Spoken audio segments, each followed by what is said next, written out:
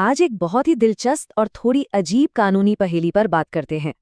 सोचिए, एक ऐसी सर्विस है जिसे कहा तो स्वैच्छिक यानी वॉलंटरी जाता है, लेकिन अगर कोई उसे करने से मना कर दे तो उसे सजा हो सकती है। तो सवाल ये है कि क्या ये वाकई में स्वैच्छिक सेवा है या फिर इसके पीछे कोई कानूनी दांव-पेच छिपा है? और इस पूरी बहस का जो निचोड़ है वो शायद इसी एक लाइन में है। नौकरी का चुनाव स्वैच्छिक है, न कि सेवा। ये लाइन हमारे आज के विश्लेषण का सेंटर पॉइंट रहेगी, क्योंकि यही हमें ये समझने में मदद करेगी कि कैसे कोई अपनी मर्जी से किया गया चुनाव एक अनिवार्य ड्यूटी में बदल जाता है।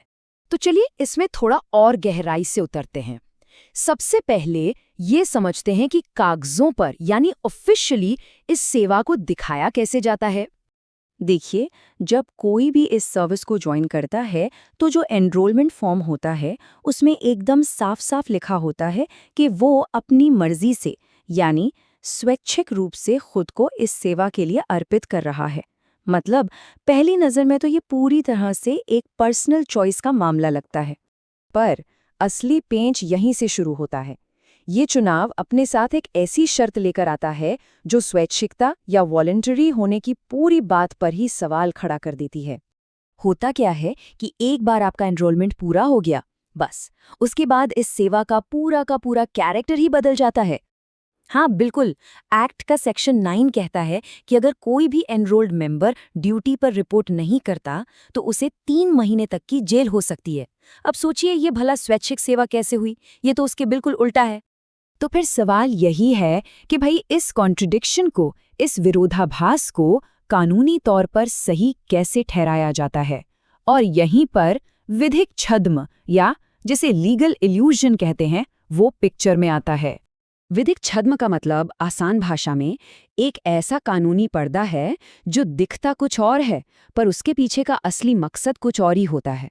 और सोर्स मटेरियल का आरोप यही है कि यहाँ बिल्कुल ऐसा ही किया जा रहा है। तो पूरा खेल यहीं पर है।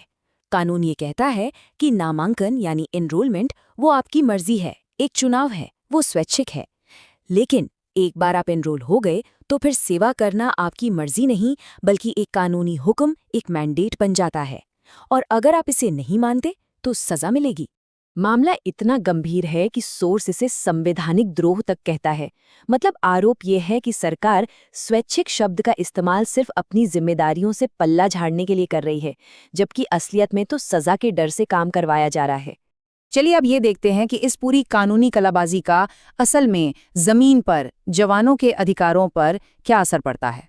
सिर्फ इस एक स्वैच्छिक शब्द की वजह से जवानों को कथित तौर पर उन अधिकारों से दूर रखा जाता है जो उन्हें मिलने चाहिए, जैसे नियम 8 के तहत जो पूरी सैलरी बनती है वो नहीं, रहने के लिए घर का अधिकार, मेडिकल सुविधाएं, ये सब नहीं। और मजे की बात यह है कि उनसे काम बिल्कुल पुलिस वालों की तरह ही जोखिम भरा लिया जाता है। और ये सब हमें एक बहुत ही गंभीर संवैधानिक सवाल पर ले आता है, क्या इस तरह से काम करवाना जबरन श्रम यानी फोर्स्ड लेबर के दायरे में नहीं आता? देखिए, हमारे संविधान का आर्टिकल 23 किसी भी तरह के जबरन श्रम को साफ तौर पर मना करता है। तो तर्क यही है कि जब सजा के डर से कोई सेवा ली जा रही है तो वो इस संवैधानिक रोक का सीधा सीधा उल्लंघन हो सकता है। तो फिर इस पूरी सिचुएशन का हल क्या है? आगे का रास्ता क्या हो सकता है? इसे समझने के लिए थोड़ा सा इसके इतिहास और फिर कानूनी रास्ते पर नजर डालते हैं। ये बहुत दिलचस्प है। देखिए, 1948 में जब यह सिस्टम शुरू हुआ था तो लोग वाकई में देशभक्ति की भावना से अपनी मर्जी से सेवा करने आते थे।